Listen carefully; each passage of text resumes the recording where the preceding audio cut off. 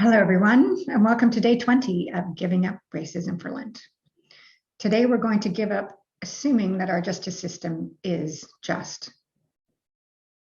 Much of what we consider to be our justice system evolved out of entities that were designed to either uphold slavery or to forcibly remove Indigenous people from their land.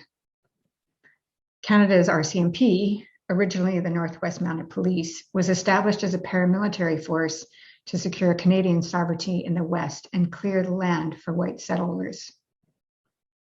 Policing in the US evolved out of slave patrols and watchmen in the North. To put it bluntly, our justice system was established to protect white people, their property, and their commercial interests. These goals continue to influence our justice system through legal precedent, case law, police culture and practices, and a lack of independent oversight and accountability. What this means practically is that white identified people are not policed in the same way or to the same extent that Black, Indigenous, and other people of color are, despite our belief and our wish that our justice system be impartial. Recent statistics on incarceration rates and police surveillance bear this out. In the US, African American adults are 6 times more likely to be incarcerated than whites, and Hispanics are 3 times more likely. In Halifax, Black residents are 6 times more likely than white residents to be stopped and questioned by police. And while BIPOC are over-policed as alleged perpetrators of crime, they receive less protection from police as victims of crime. For example, between 1992 and 2003, Black residents of Toronto were 4 times more likely to be the victims of homicide than white residents.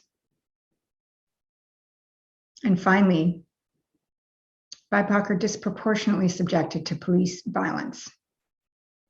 Data from Ontario's Special Investigation Unit showed that from 2013 to 2017, while the Black population of Toronto was roughly 9%, they accounted for 62% of police use of force cases and 70% of police shootings that resulted in civilian death.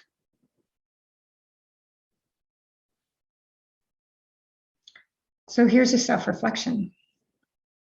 What is your relationship with the police in your community? Can you rely on them to be there when you need them? Now imagine if you couldn't rely on them when you were in danger. Imagine if you knew there was a good chance that they would arrest or even harm you instead of helping you when you called them. How might this change your perspective on the role of policing in our society? And here's a way to follow up.